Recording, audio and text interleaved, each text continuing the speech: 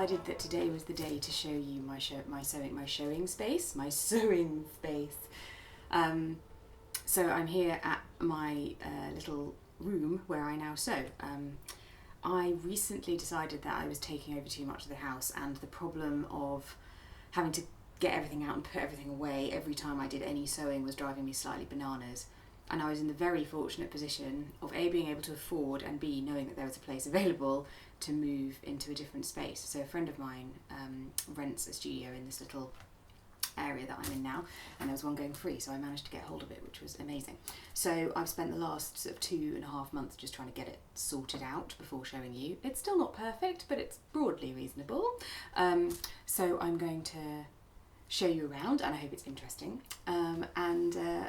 The other thing I just need to show you is I didn't do massively well on my makes for September, so I finished the silk dress, which was obviously a big project and took a lot of time, and then I had 2 other things I wanted to make, and I've made one of them. So I will show you that at the end.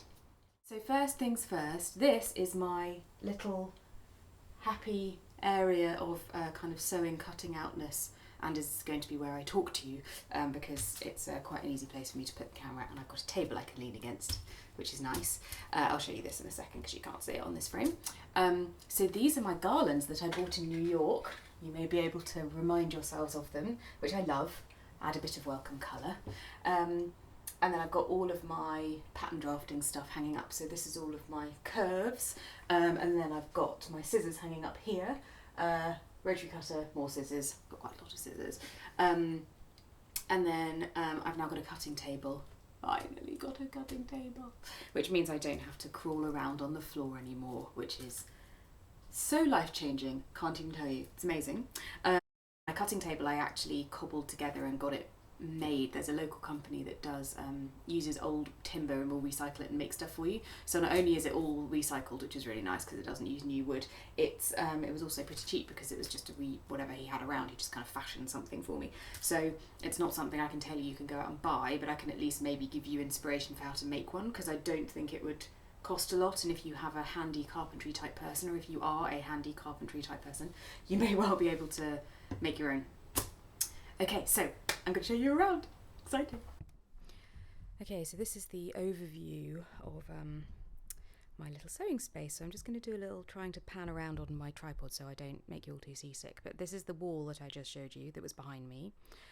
My back wall is this lovely gold colour. Decided I needed some sparkle, so I've painted that gold. There are, it's got letterpress print on the wall, which I bought ages ago and doesn't really go in the house. So it lives here.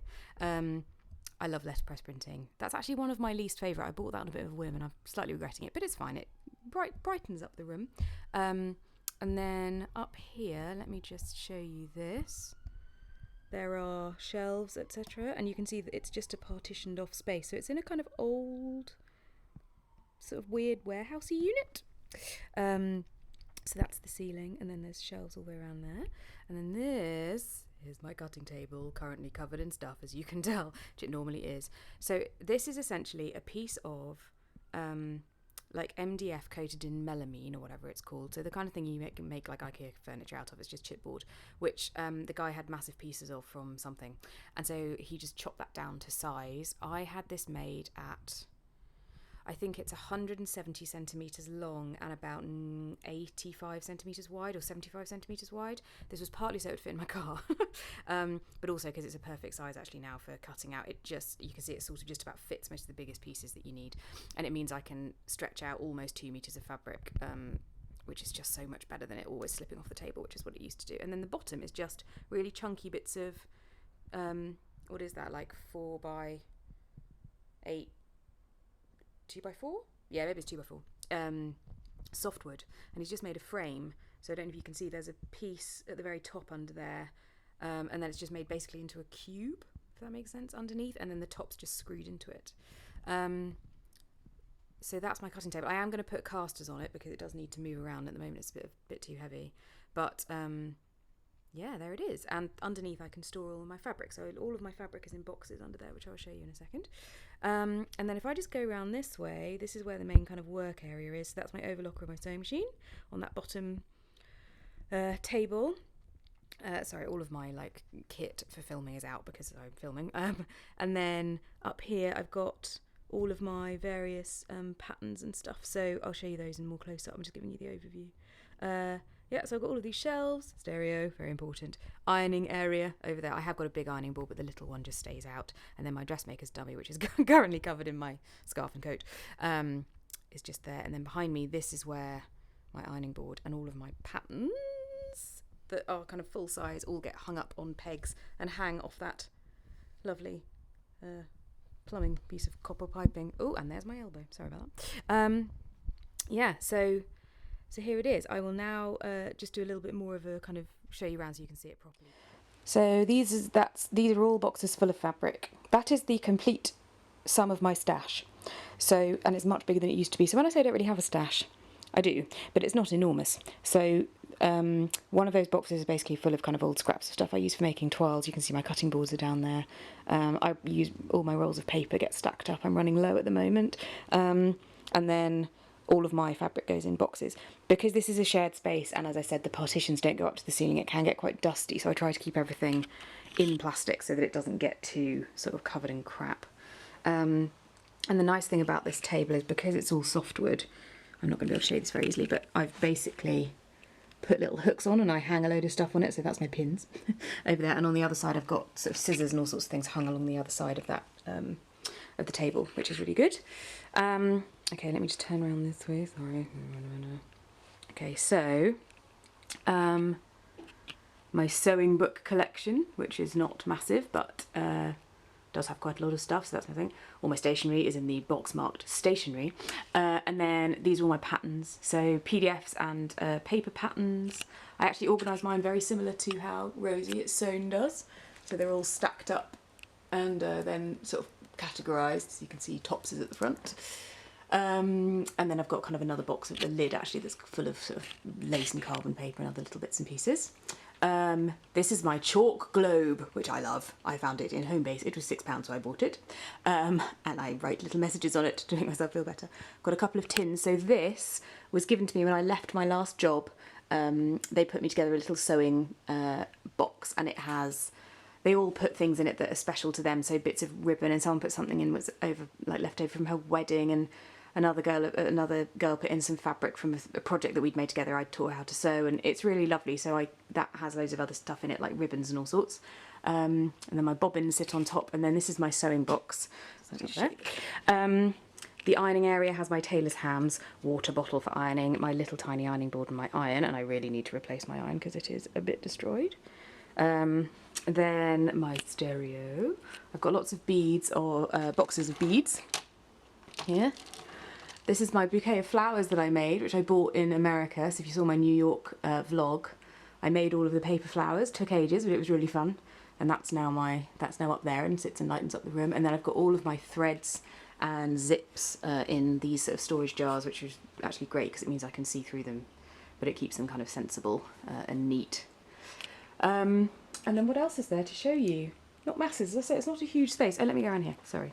So, back door, that actually opens out into the alley at the back, which is quite nice in the summer, but at the moment it's a bit too cold to have it open. My dressmaker's dummy sits in that corner. Ironing board, check out my ironing board cover. I mean, there are people who would say that I need a new one. I would be one of those people. That is revolting. I should say that that's iron marks, it's not dirt. And then all of my paper patterns, once I've cut them out, and a lot of them I trace off, I use these hooks which I bought from IKEA. So it's just almost like a clothes peg on a coat hanger, and I pin them all up together, and then they get hung off that. So it just means they don't get too creased, which is good. The last thing I wanted to do was show you my skirt, and I have to stand over here because it's quite difficult for you to see otherwise. So yes, here it is. It's very Halloween themed. It's orange cats and black, which I feel, seasonal. Yeah, so this is a skirt that I drafted myself from. So I drew my own skirt block, and then drafted just a very simple It's basically the skirt block, just plain. There's no adjustments to it at all. from the IKEA fabric that I showed you last time. So this is linen. It's very, I think it's linen. It's very stiff. It's basically upholstery fabric, so it doesn't have as much drape. But because I wanted something really straight, that wasn't a problem. But it does mean it creases a bit. But anyway, it's so it's sort of sits at the waist, 2 darts at the front, 2 at the back. Very standard. It's got a bit invisible zip at the back here, and I tried to pattern match it as best I could with a pattern this big and a skirt this small. You can't match all the seams. I don't know if you'd ever be able to match all the seams actually, but so this seam sort of matches, the middle at the back matches, and then this one does not match. In the spirit of making things properly, which I talked about last time, I'm still doing it, it's not been long. I lined it, and then I actually trimmed the bottom of the lining with lace, which I've not done before, and was a tip that was in Gertie's ultimate dress book, sorry, which I have up here.